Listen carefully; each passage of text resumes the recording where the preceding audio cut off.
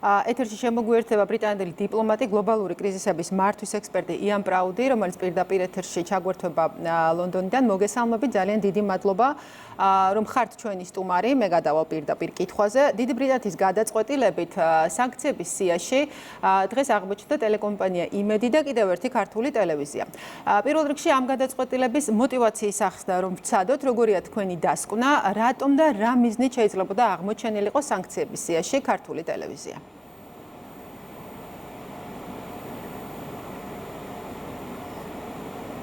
I find it hard to explain. ჩემთვის I find it quite shocking. ძნელია ამის ახსნა, შოკში ვარ, რატომ მოხდა ეს. To sanction TV Imedi. ანუ იყო essentially because TV Imedi ფაქტიურად ლაპარაკი იმაზე რომ უნდა დასანქცირდეს TV Imedi, იმიტომ რომ ხარს არ უჭერს იგი პოლიტიკას, რომ საქართველოს დაუწესოს რუსეთს სანქციები, ამას ხარს არ უჭერს, ომში საქართველოს ჩატრევას ხარს არ უჭერს. მე რასაც ვაკვირდები, ხედავ რომ იმედი ხარს უჭერს დამოუკიდებელ პოზიციებს, დამოუკიდებელ ხმას და ფაქტიურად აი ამ სამუშაოს აკეთებს იმედი და სასაცილოა რაც გააკეთა ბრიტანეთის მთავრობამ, რომ იმედი დასანქცირდეს, ეს არის აბსოლუტურად უსამართლო გადაწყვეტილება. ოფიციალურ განმარტებაში არის ასეთი წინადადება, რომ არსებობს გონივრული ეჭვი, თითქოს იმედი უკრაინაში რუსეთის სრულმასშტაბიან შეჭრასთან დაკავშირებით ავრცელებდა განზრახ ისეთ ინფორმაციას, რომელსაც მოსახლეობა შეჰყავდა შეცდომაში და იწვევდა უკრაინის დესტაბილიზაციას. ფაქტია, რომ ეს ინფორმაცია ფაქტებს ნამდვილად არ ეყრდნობა, იმიტომაც რომ იმედი უკრაინიდან უწყვეტად აშუქებდა რუსეთის სრულმასშტაბიან შეჭრის შესახებ ინფორმაციასაც და დეტალებსაც. იმედს გვაქვს კითხვები და ვითხოვთ პასუხებს, რას ეყრდნობა აი ეს გადაწყვეტილება სანქციების. როგორ ფიქრობთ, არის თუ არა რეალისტური აი ამ კითხვებზე პასუხის და განმარტების მოლოდინი გქონდეს?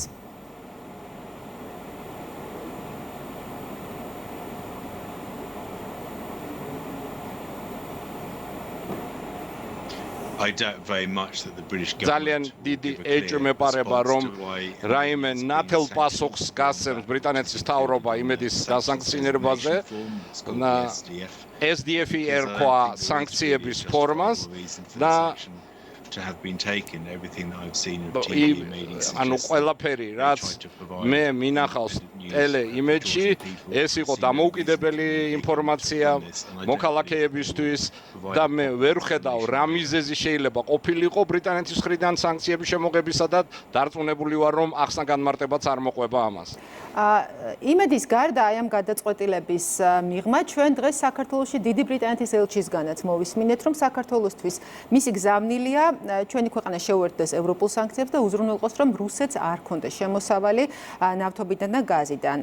როგორ ფიქრობთ, რატომ არის ასეთი საკვანძო, როგორც ელჩმა გაუსვა ხაზი საქართველოს საკითხი ბრიტანეთისთვის და ევროპისთვისაც?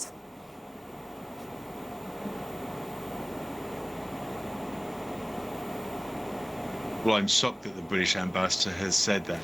ძალიან გული მწყდება, რომ ბრიტანეთის ელჩმა ეს განაცხადა, რუსეთის მეზობელია საქართველო იყო 90-იან წლებში გამანადგურებელ ომში ჩართული საქართველო, როდესაც იყო ესეთი პერიოდი, როდესაც ევროპული ელიტები საქართველოს ნატოში იწვევდნენ, რაც შეიძლებოდა ყოფილიყო დამანგრეველი საქართველოსთვის და კონფლიქტი რუსეთთან არის ის ბოლო რამ, რაც საქართველოს შეიძლება უნდოდეს. ეს არ გულისხმობს რუსეთის მხარდაჭერას, ეს გულისხმობს საქართველოს სუვერენიტეტსა და დამოუკიდებლობას.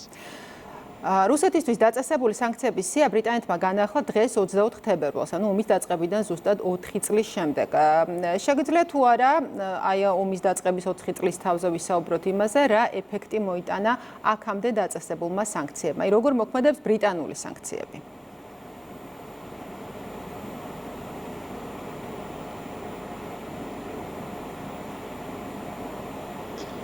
Well, they're not working very well because Russia shows no sign of არ მუშაობს. იმიტომ რომ რუსეთი არ გვანახებს არავითარ ნიშნავს, რომ ომს დაასრულებს ეკონომიკა. რუსეთის არის მორგებული ომზე, ვაჭრობს ინდოეთთან, ჩინეთთან, ევროკავშირზე უკეთესი ეკონომიკური მაჩვენებელია და არაპირებს ომის დასრულებას. დიდად არ იტანჯება რუსეთი, ყოველ შემთხვევაში შეიძლება იტანჯებოდეს რუსეთი, მაგრამ ნამდვილად იტანს აი ამ ტკივილს და დამერწმუნეთ, რომ დიდი ეფექტი არ აქვს სანქციებს.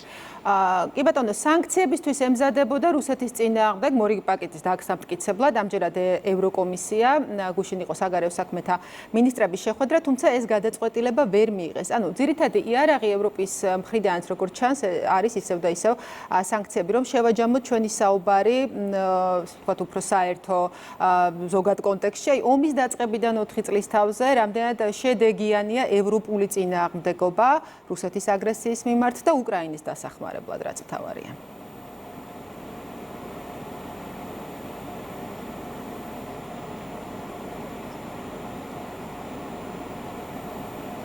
It's self-harming to Europe and it's self-harming ეს არის to Ukraine. თვით დამანგრეველი ევროპისთვის, ანგრევს უკრაინას და დაიღუპა 1 მილიონამდე ადამიანი, ფაქტიურად დაკარგა 1 მილიონამდე ადამიანი უკრაინამ. უნდა მაქსიმალურად ნაბიჯები გადაიდგას, რომ ომი დასრულდეს, სანქციები უფრო აზარალებს ბრიტანეთს, ევროპას და არა რუსეთს და ამიტომ ნაბიჯები უნდა იდგმევოდეს ომის დამთავრებისა და არა მის გაგრძელებისკენ. ძალიან დიდი მადლობა გადაცემაში მონაწილეობისათვის. ჩვენი სტუმარი გახლდათ ბრიტანელი დიპლომატი, გლობალური კრიზისების მართვის ექსპერტი იან პრაუდი.